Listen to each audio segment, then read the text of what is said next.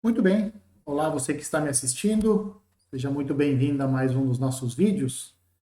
E no vídeo de hoje nós vamos demonstrar o primeiro teorema de Silo, né? Para quem me acompanha, tem um vídeo em que eu enuncio os três teoremas de Silo, né? Mas eu não provo eles. E eu também trago naquele vídeo lá também algumas aplicações bem elementares, bem simples, dos três teoremas de Silo, né? Na prática, ó, eles são uma tentativa, como eu já tinha mencionado no vídeo anterior sobre o teorema de Cauchy, eles são uma tentativa de recíproca do teorema de Lagrange, né? Como eu já falei, né, eu já tinha dito, o teorema de a recíproca do teorema de Lagrange não é válida. E, bom, quando uma coisa não é válida e você gostaria que fosse válida, né? Então você começa a se perguntar sobre quais condições essa recíproca seria válida, né? No caso do teorema de Lagrange, a pergunta é: quais são os divisores, ou quais são, vamos dizer assim, quais tipos de divisores, para quais tipos de divisores você garante a existência de subgrupos com aquela ordem, cuja ordem é aquele divisor da ordem do seu grupo, né? O teorema de Cauchy deixa isso muito claro, né? Para todo primo que divide a ordem do grupo, há um subgrupo cuja ordem é aquele primo. Então, o teorema de Cauchy nos dá essa garantia, né? E aí, o que acontece é que começaram a se procurar outros divisores em que fosse possível encontrar um subgrupo com aquela ordem, né?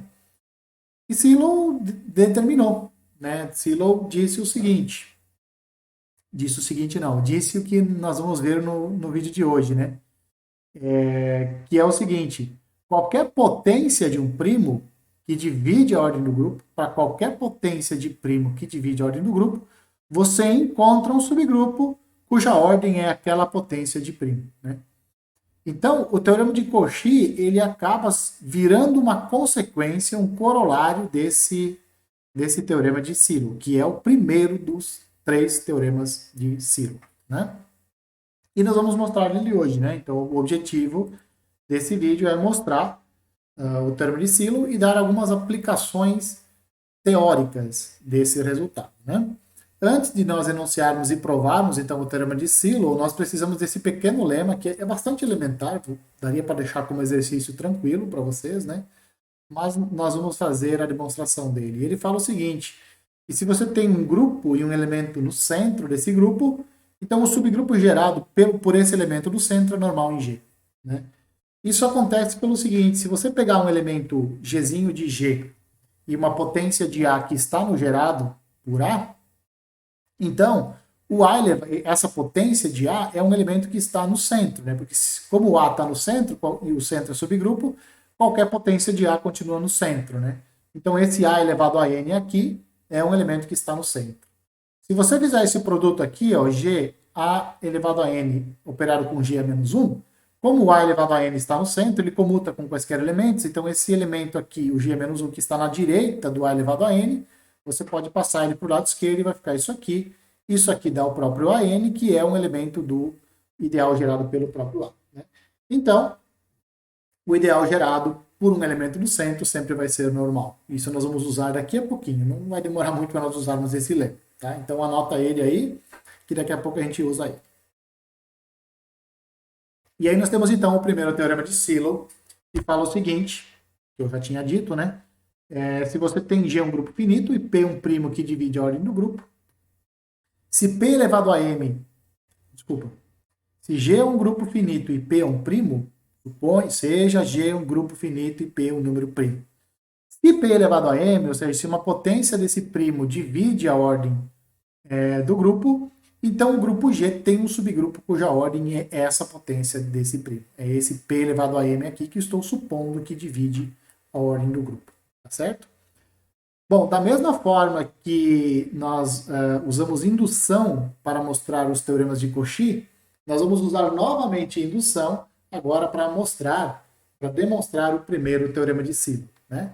Se o grupo tem ordem 1, as únicas potências, quer dizer, as potências de primos que dividem a ordem do grupo são as potências p elevado a zero, né?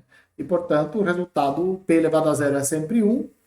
Como 1 é um divisor, é o único divisor positivo de 1, a identidade é o elemento neutro que satisfaz, que tem ordem 1, né? E o subgrupo gerado pelo elemento neutro tem ordem 1, né? Então, para ordem de G igual a 1, esse resultado é óbvio, não tem nem graça, né? A hipótese de indução, ela fala o seguinte, que o teorema de Silo, o primeiro teorema de Silo, ele vale para todo grupo finito cuja ordem é maior ou igual a 1, mas é menor do que a ordem do grupo G. Tá?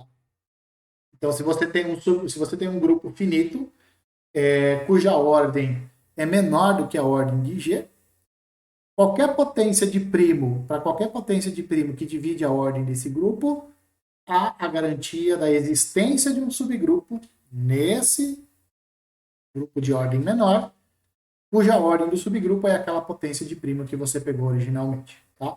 Então, isso é o que fala a nossa hipótese de indução. Tá? E nós vamos mostrar agora que esse resultado vale para o grupo G. Né? Então, vamos imaginar que o nosso grupo G tem ordem maior do que 1, uma vez que para ordem igual a 1 ele é óbvio, né? E vamos tomar P um primo, tal que P elevado a N, P elevado a M, divide a ordem de G. E esse M é maior ou igual a 1, ou seja, não é o P elevado a zero, que seria 1, né?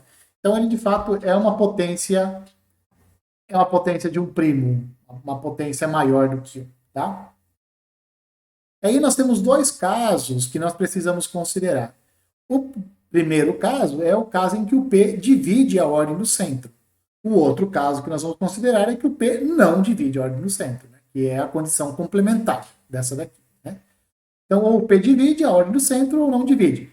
Se o P divide a ordem do centro, então o que nos garante o teorema de Cauchy para grupos abelianos?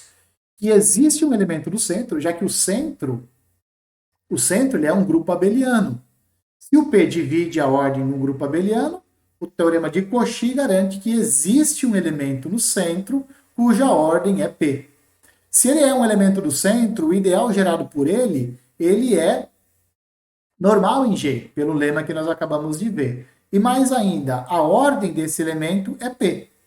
Se a ordem do elemento é P, a ordem do subgrupo gerado por ele também é P. Então eu tenho um subgrupo de ordem P, normal dentro do grupo G. E, portanto, eu posso fazer o quociente do grupo G por esse subgrupo gerado pelo A. Esse grupo quociente aqui, a ordem dele é ordem de G quocientado por P. Ordem de G quocientado pela ordem do subgrupo. Como o subgrupo tem ordem P, o denominador aqui fica P. Tá?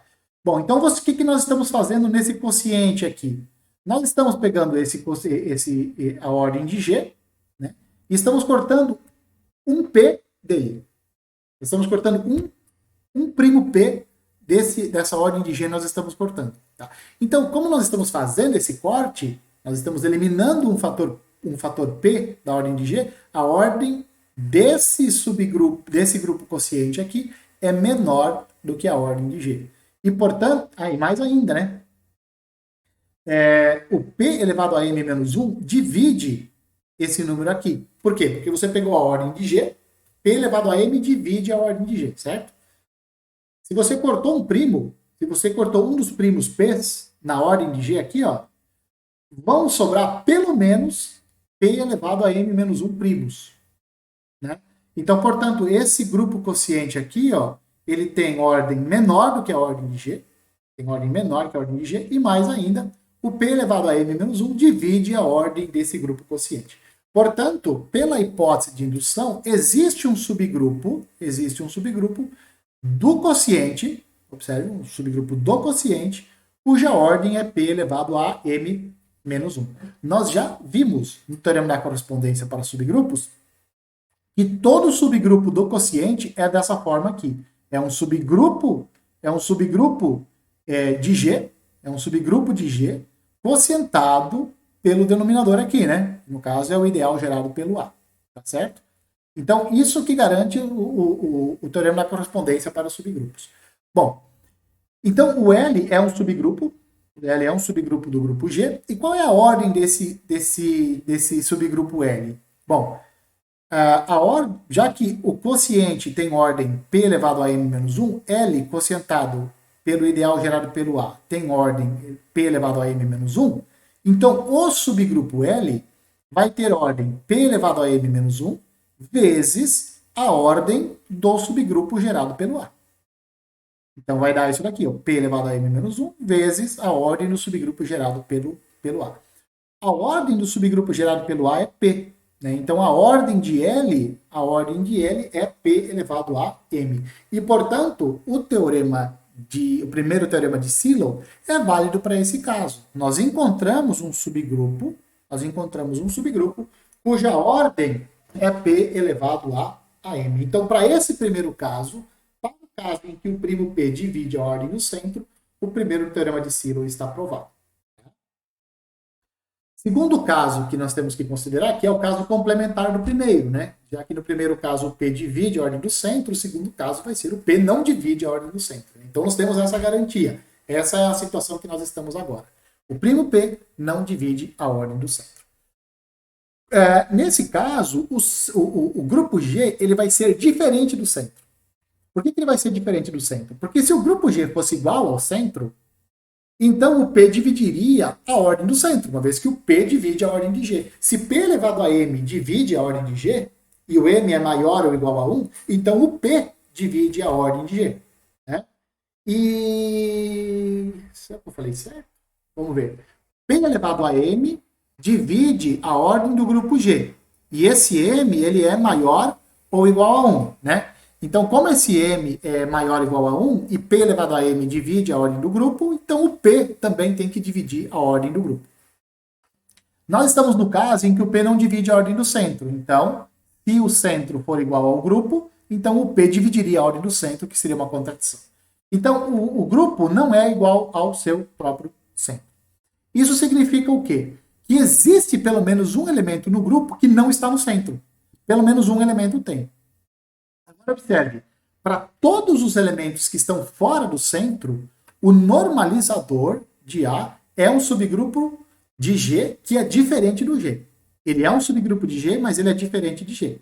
Além disso, olha só, se o primo P divide todos esses índices aqui, o índice de todos os normalizadores dos elementos fora do centro, ou seja, se P divide o índice do normalizador de A em G, para os elementos A fora do centro, então o P vai dividir a soma de todos esses índices aqui. Né? Se P divide todos os índices, se P divide todos esses índices aqui, com A percorrendo, com A não pertencente ao centro, se divide todos, divide a soma.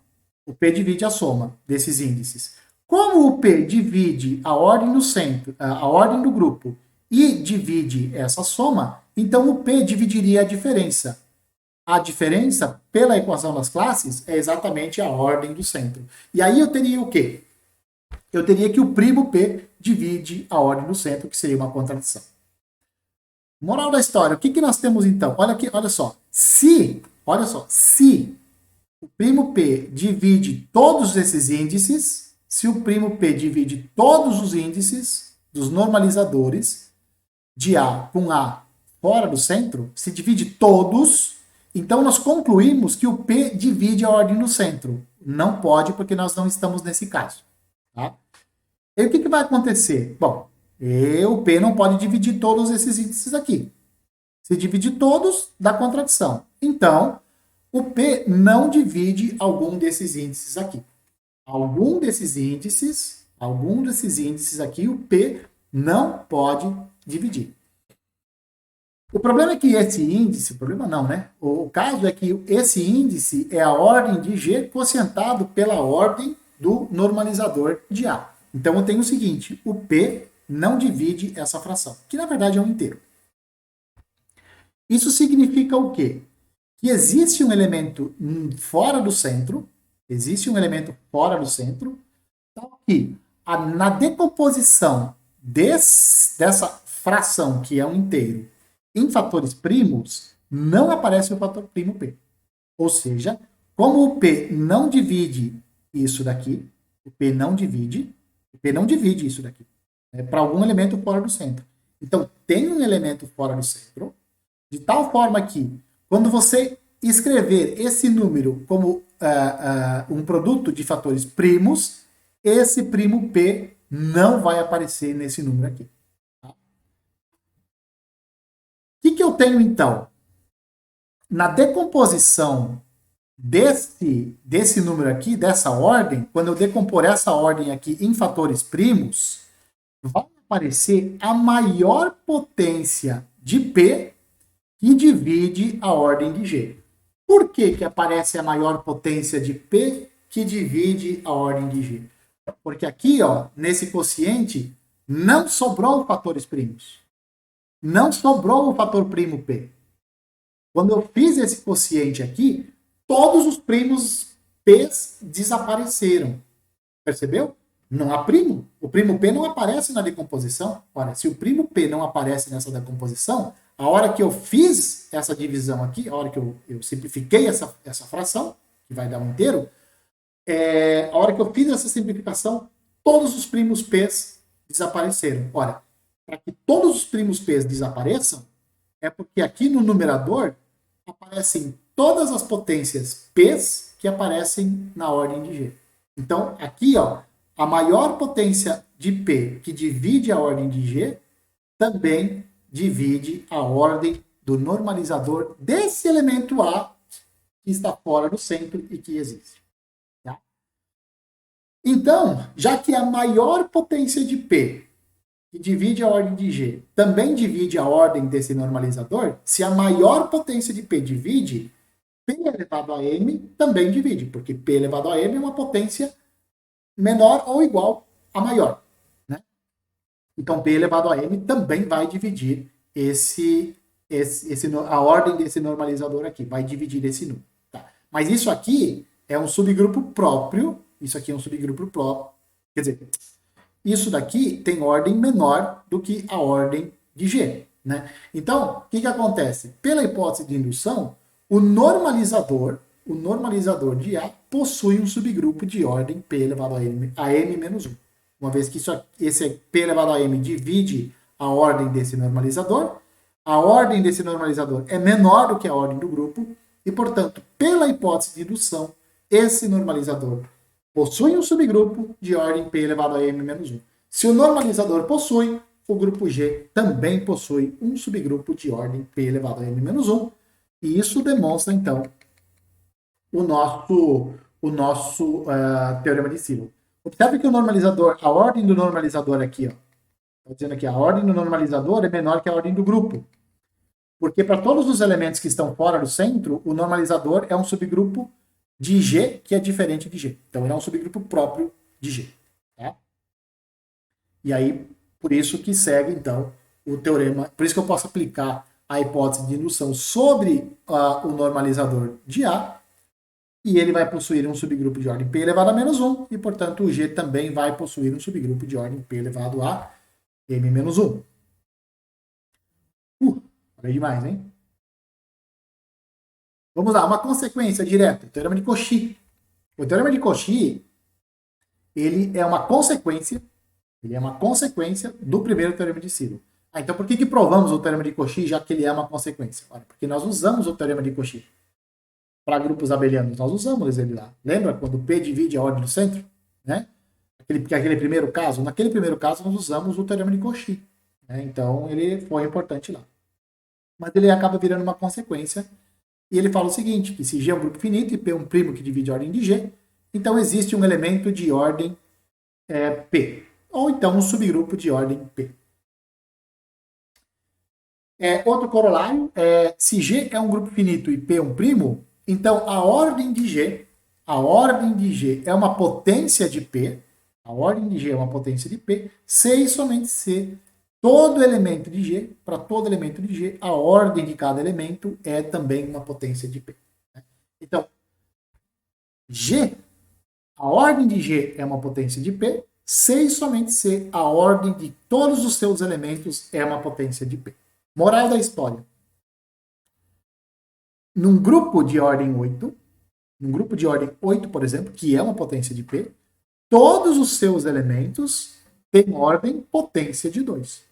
Ou o elemento tem ordem 2, ou tem ordem 4, ou tem ordem 8. Ou ordem 1, que é o elemento D. Certo?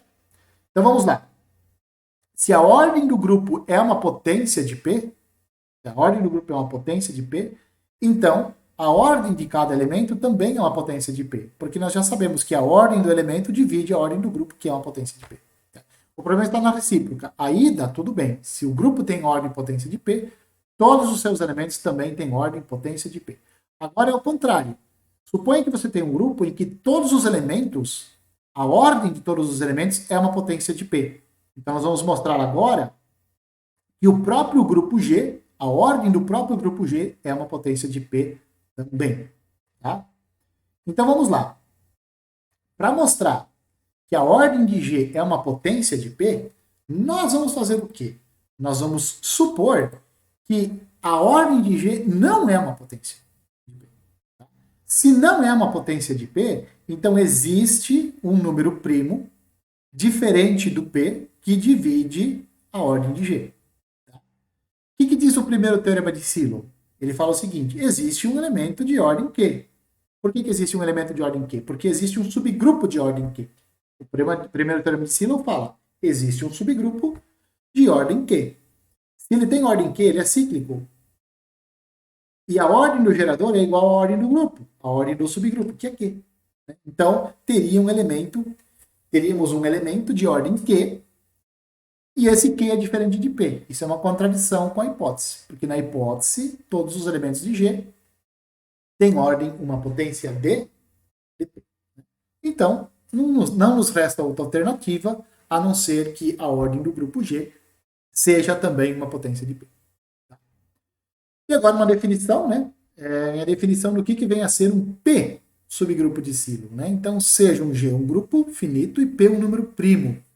Imagina o seguinte: se P elevado a M divide a ordem do grupo, mas P elevado a M mais 1 já não divide mais, então existe, pelo primeiro teorema de Silo, existem subgrupos de ordem P elevado a M, né? E esses subgrupos eles são chamados de P subgrupos de Silo.